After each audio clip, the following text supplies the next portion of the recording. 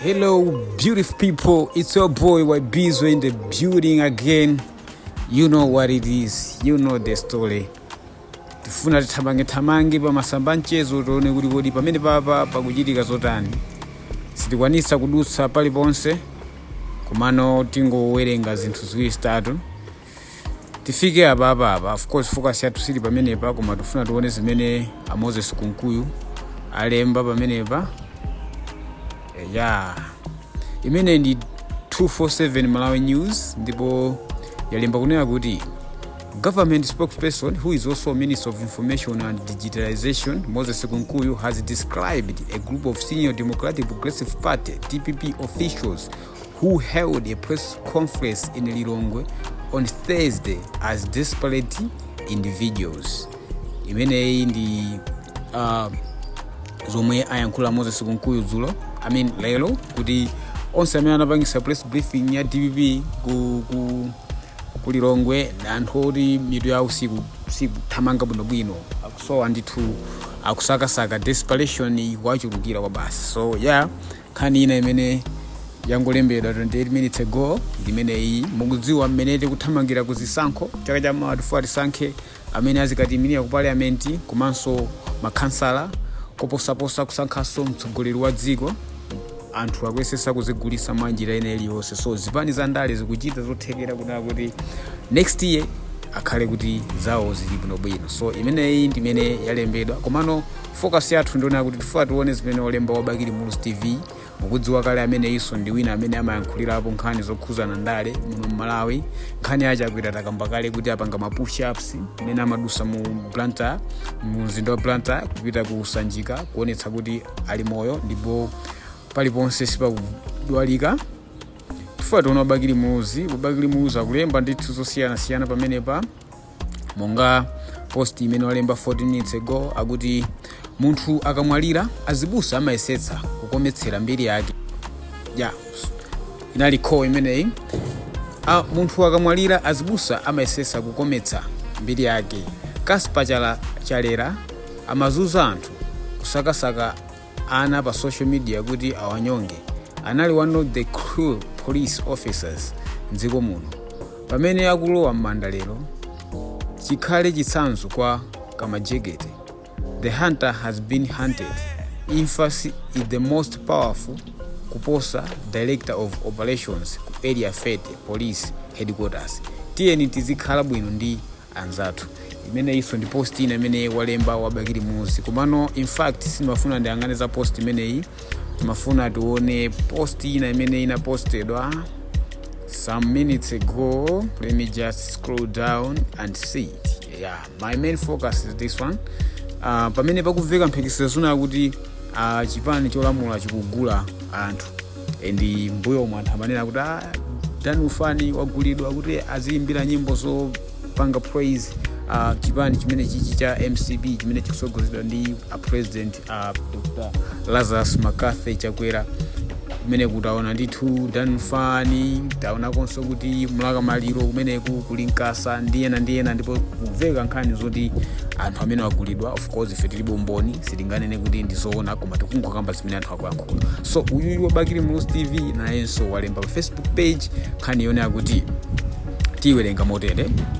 Uyu tanthauza munthu amene ali pa chithunzi pamenepa. Uyu wangoyenera kunditchula chifukwa ndinamukanira 70 million kwacha. Ine sidanilu amene ndingagulidwe ndi ndalama zakuba.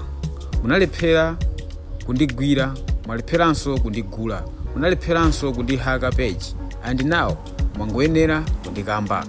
Imene ndi post imene wailemba mkulu amene 1 hour ago kuti ankafuna agulidwe komano khangala kuti zidakanika ati ankafuna kumugula ndi 70 million. Tonse tikuzione ali modzi pamene pasi ndikukamba zimene ndikuganiza koma ndikukamba zimene zalembedwa. Tonse tikuona papa screenshot imene tikuyichitiramu kuti mkulu amene ankafuna kugulidwa ndi 70 million akuti yesu angagulidwa ndi ndalama chifukwa iye sidani ufani kapena ena onse amene akhala kugulidwa. So let us go straight into the comment section so that we should see kuti anthu akukomenta zotani ku post imeneyi. Mukudziwa kale mkulu uyu ndi mkulu oti amadya molalo ndithu or even akapanga post video yake within few minutes or few hours amakhala kuti ndithu yayi ali ndi ma views ambiri pakakhala pa YouTube, pakakhala pa Facebook, panopo ma shares, ma comments, ma like, even so ma views amakhala ochuluka. Anthu amatsatira ndithu zimene amalemba ndi zimene amayankhula. Yeah, so let us go straight into the comments. You comment number 1 akuti aona nyekwe. Comment number 1 imeneyi. Yeah, as a member of the CRA comment reading session, I'm here only to read comments. Please keep the comments short and simple. We do appreciate your typing efforts. Also, please be careful of your spellings. Thank you and have a great day. Blessings in Kata. Akuti it was a trap. Amafuna akumange, not kukugula. You are a great thinker. SYB Mandua akuti ino ndi bigi kukana 70 meter iwende sufunadi kupusa koma chilungamo chiyende ngati madzi.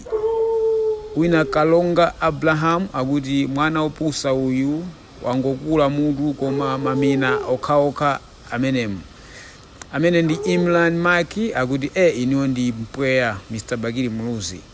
Wina akuti similarly when they wanted to purchase Bon Kalindo and DC he turned them down.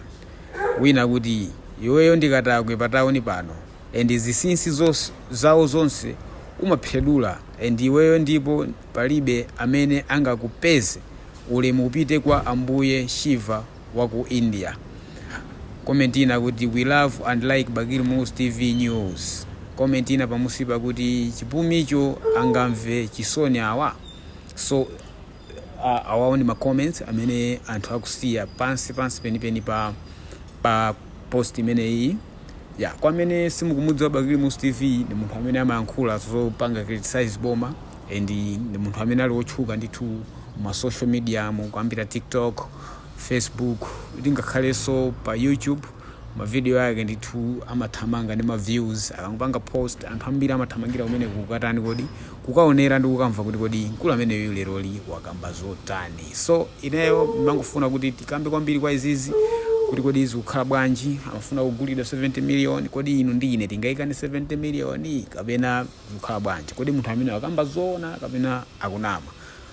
Mukhoza kuyika comment mu comment section ngati mwakonda video imeneyi, mukhoza kupanga like or koma musatukwane atisanyozani tosinda Malawi tiye tingoyika maganizo athu mwaufulu. Tingoonanso mwachangu kuti masamba mchezo mukuyikidwa zotani mwachangu ndithu poti sipakukata atu pamudzipa tuone kuti kodi zinthu zimene zayikidwa zachilendo ndi ziti zokugira mtima. Mapost enawa komanso nkhani ya PDD naye amene akuoneka kuna kuti akhoza kukhala kundende ndithu nthawi yayitali. PDD ndithu tione nkhani ya PDD naiona inalembedwa ku MPC. Tingoona mwachangu kuti kodi PDD zikukhala bwanji. Tipeze post imeneyi mwachangu ndi mosunga nthawi. Nkhani yake ndi imeneyi PDD ndithu zikuoneka kuti bwalo likhala likumva mlandu wake kuyambira pa 5 May chaka chamawa 2025 imene ndipo iyeyo akhale ali mkati mchitokosi mwa polisi kufikira pamene mlandu wake ukhale kuyamba. Pene tizaziona kuti ndalama mphamvu za dziko lapansi zimakhala ndi malire kwinako kumakhalanso anthu ena amene ndi mphamvu zochita zinthu. Makoma nonse munani ndi ine your boy Wabizo in the building. You know what it is, you know the story, you know the vibe.